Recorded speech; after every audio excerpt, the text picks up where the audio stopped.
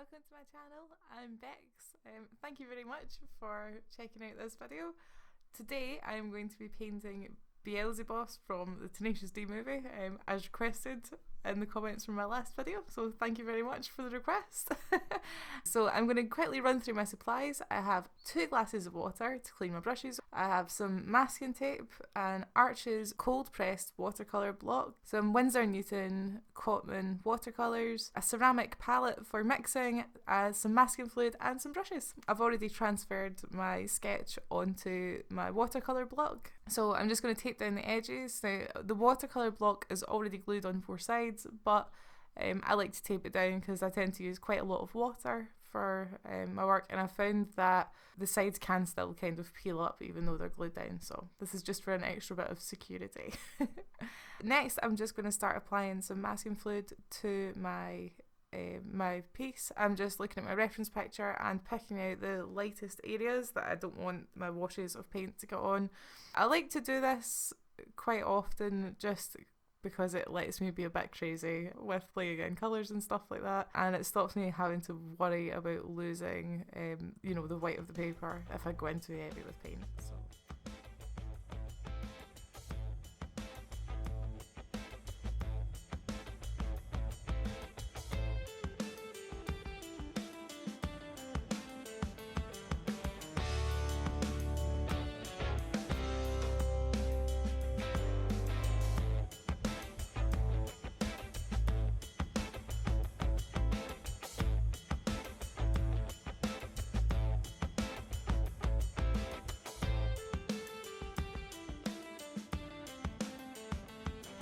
had storm the other week and we have a leaky window, so unfortunately my old watercolour swatch sheet fell victim to that. So I had to start off by making myself a new swatch sheet. No matter what kind of art supply I'm using, I always like to have a fresh and clean swatch sheet so that I have something to compare my colours to while I'm working. So now I'm just covering the whole sketch in water and going to use the wet on wet technique to add in loads of colour.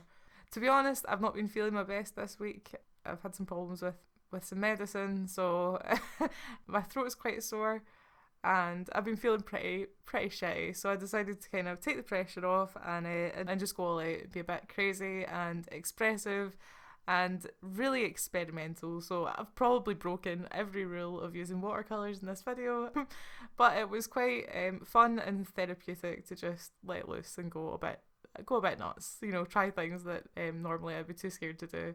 And this was one of those paintings where I guess I didn't like how it was looking, so I guess that made me feel that I had nothing to lose by just going absolutely all out and just getting a little bit wild with things like my colour choices and all the rest of it.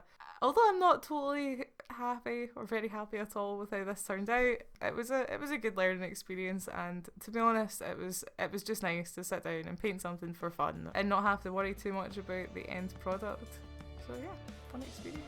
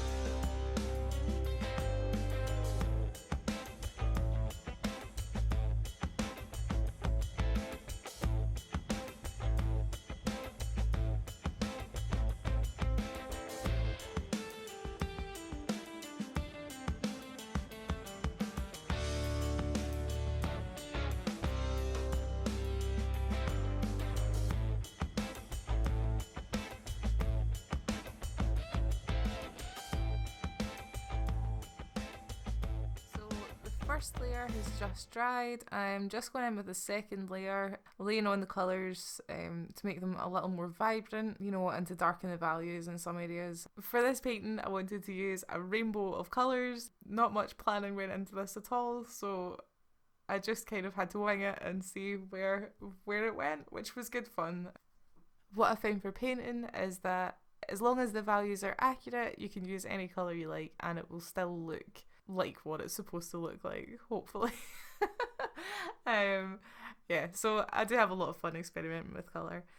For the colours in this piece in particular, I found that the Cotman watercolours that I was using didn't have a vibrant enough pink colour for what I was looking for, so I decided to use my Ecoline Magenta ink, which is way more vibrant, really, really saturated.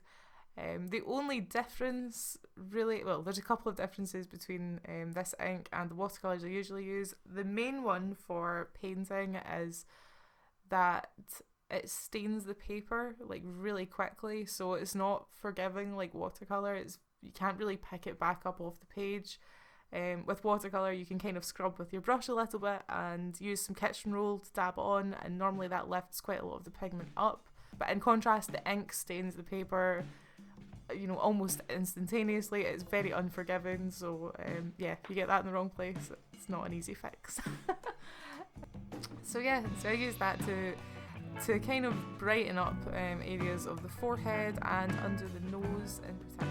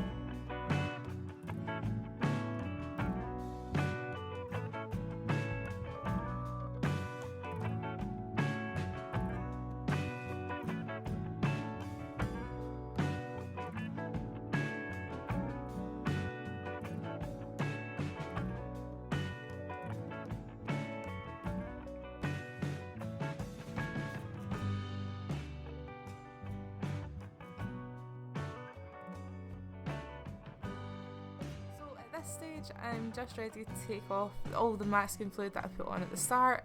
Here is my Faber-Castell erasable pencil, which has endless uses. I absolutely love it. This is one of the most recent ways that I've found to use it.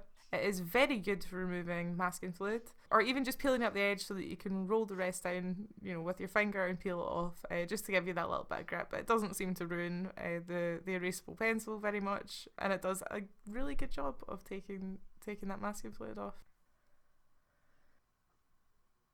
So as you can see, now that I have a few layers of paint on, the colours are really starting to become a lot more vibrant, maybe a little too dark in some areas, but I kind of go back and fix that later on. But yeah, I really wanted to make this piece very bright, very vibrant, not really stay to the true colours of the reference that I was using, and just use this opportunity when I'm not feeling my best to be as experimental as possible. I mean, art's supposed to be fun, right? It's good sometimes to give yourself the freedom to just do whatever you want and not worry too much about whether it turns out well or it doesn't, because it's all part of the learning process. I've painted a lot of bad paintings, but I will paint many, many more. I'm quite sure of it.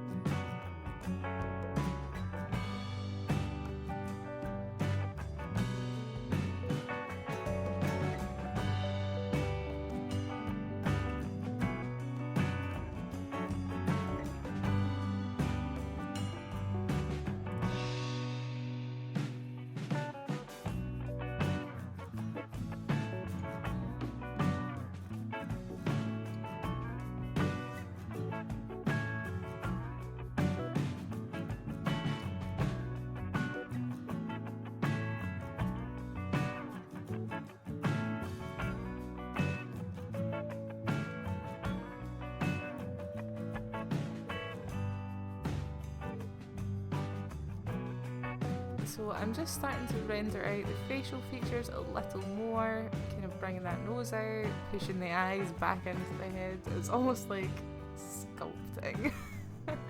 Just getting those really, really dark values in underneath the nose. The eye sockets in my reference picture were pretty dark.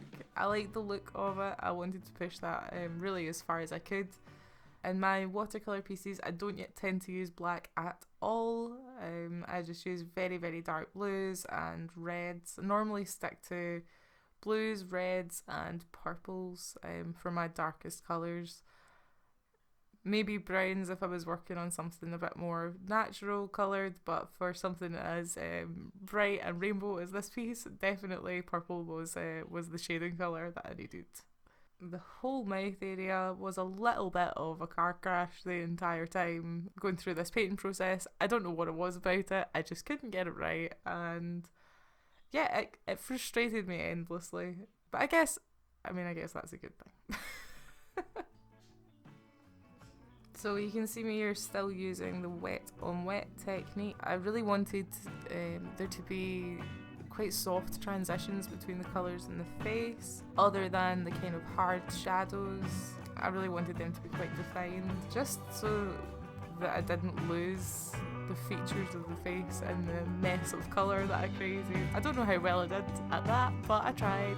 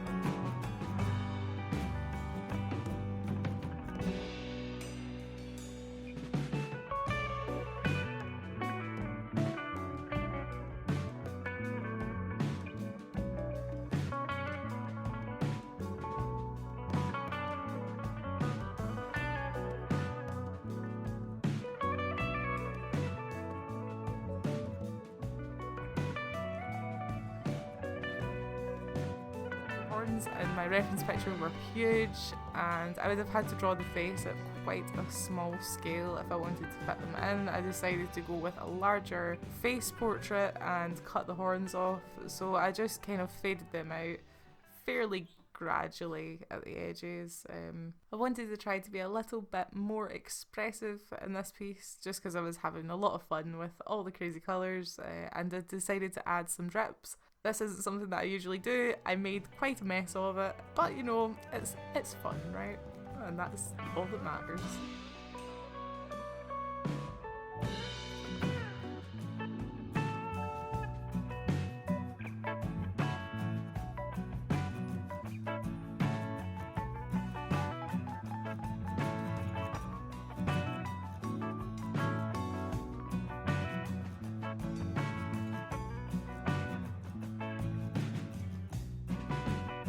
Adding some more drips for the beard. I thought that was quite a fun way to incorporate the beard instead of drawing all the individual hairs. I wanted to keep, especially around the edges of the piece, less detailed so that the focus was on the face, and I think the drips were quite a good way of suggesting that there is a beard there without having all that detail.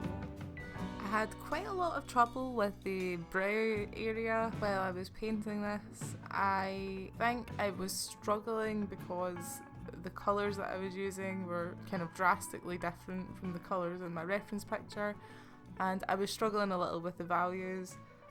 Had I been feeling a little better, I might have put in a bit more effort and taken a photograph of my painting as I was doing it, and changed it to black and white, and changed my reference picture to black and white, just to check how well my values were matching up. As I wasn't feeling particularly good yesterday, I didn't do that, but it is something that I've done in the past and found extremely helpful. So if you're ever going absolutely wild with colours and things aren't looking the way that you want them to, quite often it's because the values are incorrect.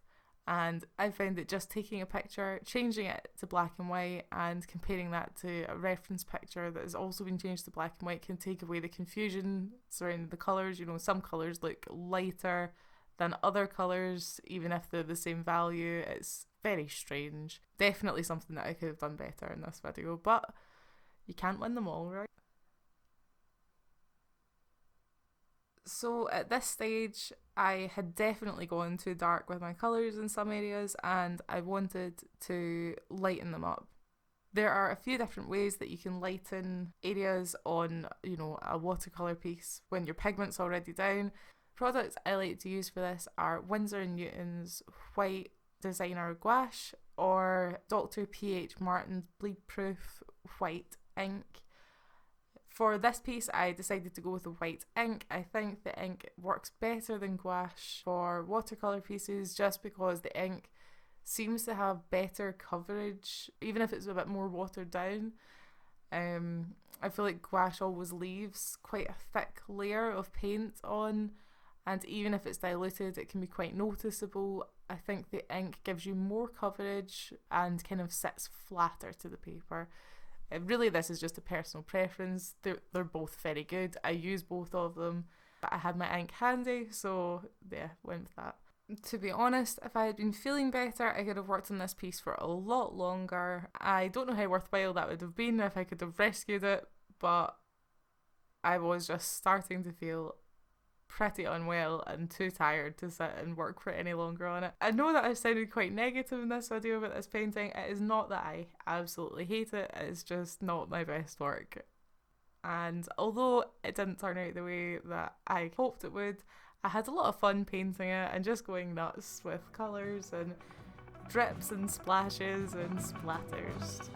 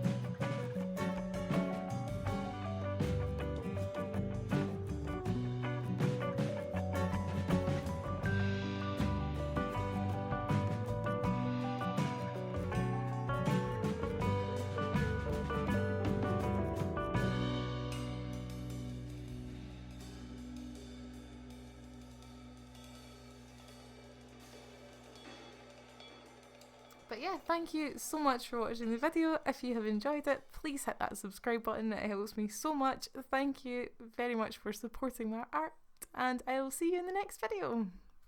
Catch you later.